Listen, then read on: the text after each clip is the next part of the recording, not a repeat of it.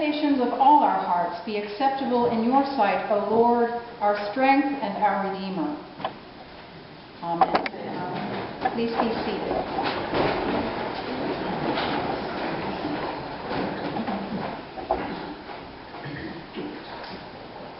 As the people of Northwood Appold Methodist Church celebrated their Christmas service together in 2013, they had no way of knowing that their faith community was about to experience a life-changing event.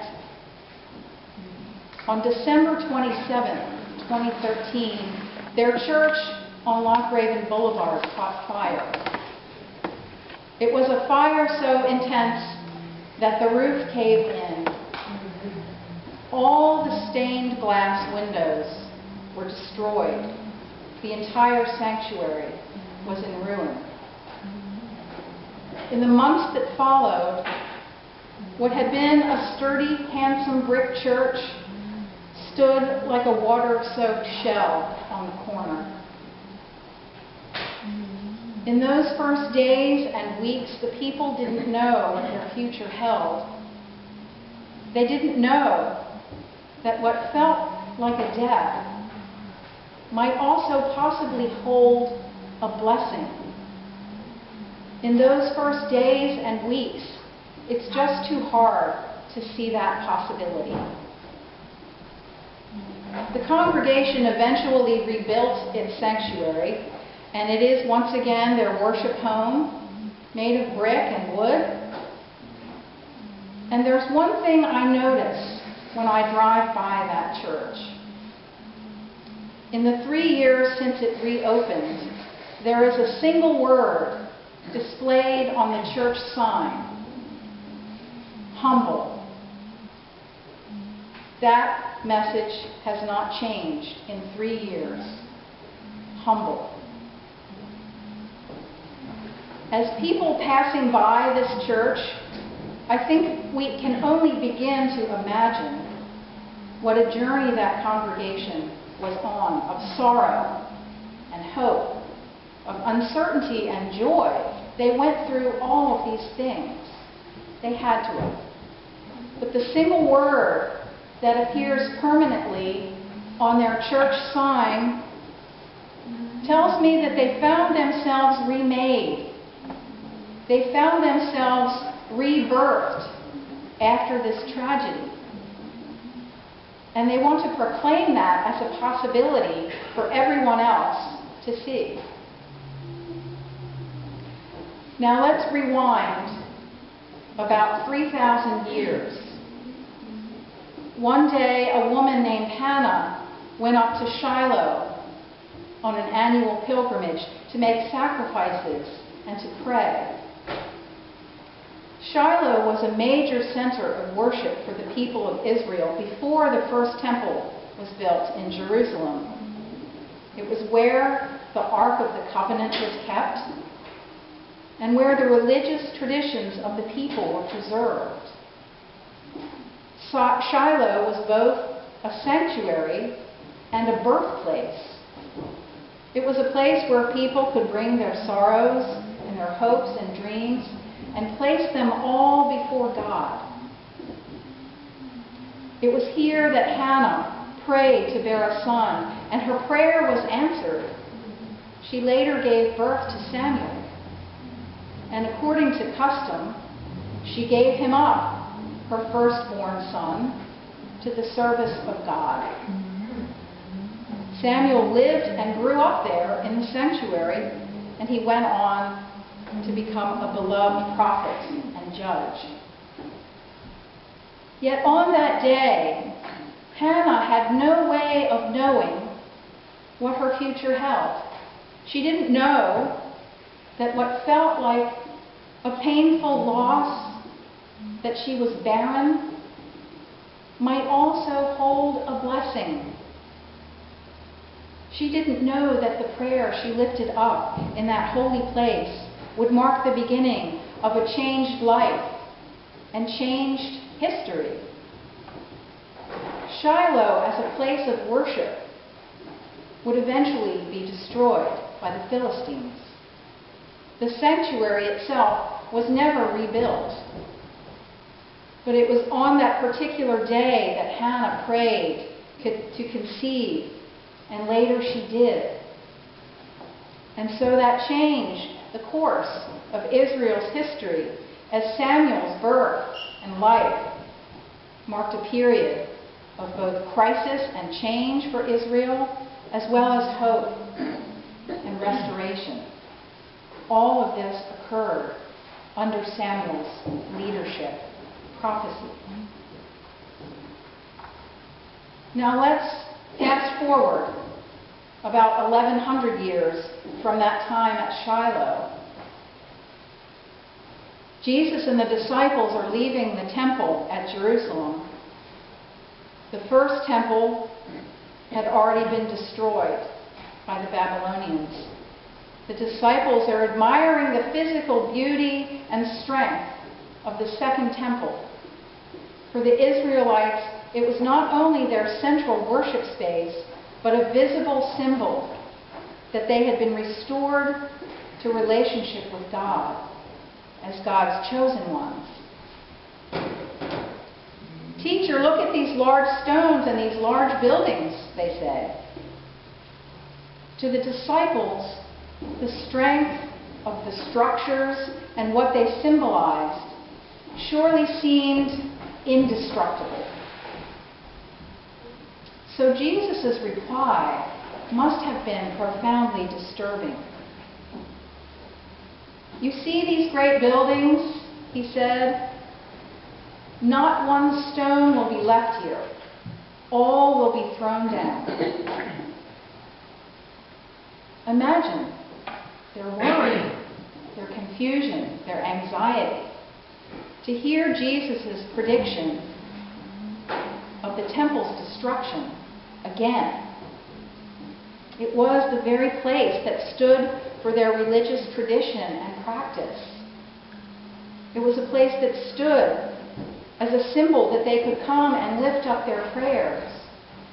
A place that held their spiritual identity. This gospel story is known as the little apocalypse. Now, the word apocalypse has a particular connotation to modern ears, thanks to the movie that was made in the 1970s. But what it means is a type of literature in which something is revealed. Apocalypse is something revealed. So when the disciples hear what Jesus says, they want to know, when will this happen? They want to know, how will it occur? They want a sign to watch for. They want a warning so they can be ready. Because suddenly, they didn't know what their future held. They didn't know that what felt like an unknown might possibly also hold a blessing. The blessing is, God is in it all. God is ushering in the kingdom here on earth, slowly and in God's time, not in ours. Yet we are part of it. We can find God in it. Whether there is a physical sanctuary like Northwood Methodist Church or like St. Matthias, or whether the physical sanctuary is gone, like at Shiloh or like the temple in Jerusalem, these are still places of birth where God's movement is at work, and it is our work to carry it forth into the world. There will be times of trial and change. Jesus describes these clearly and over again. But he also points to the holy mystery of that which will be revealed, of that which we do not yet know.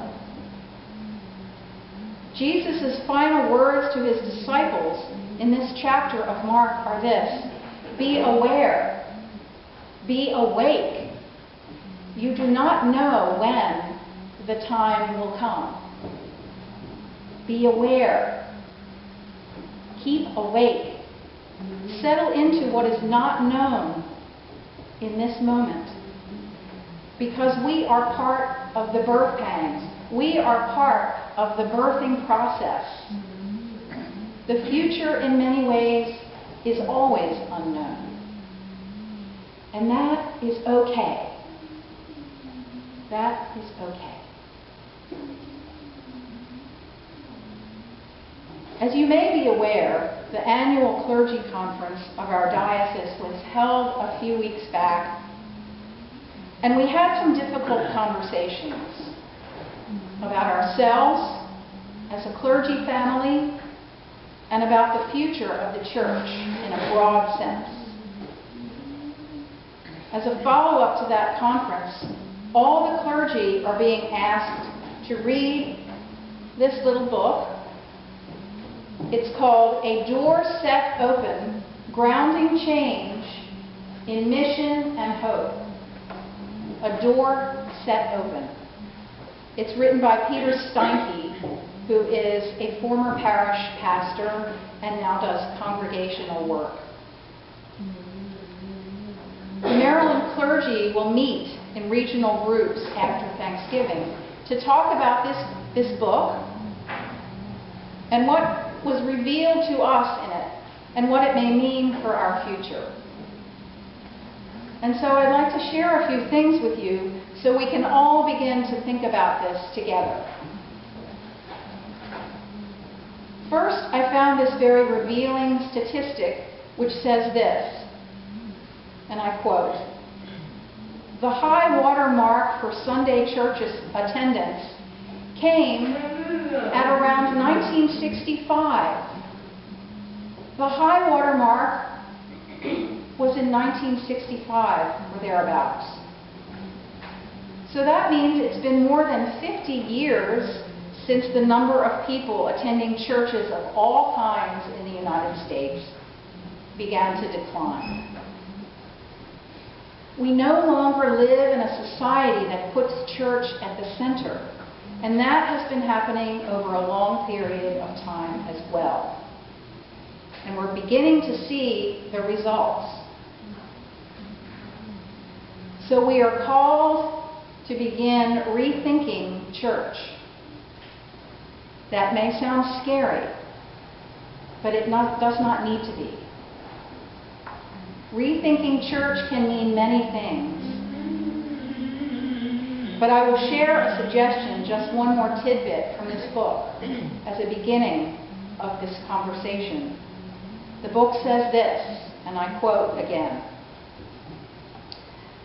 "The main purpose of the local church is not to be one's church home or extended family, although it often is.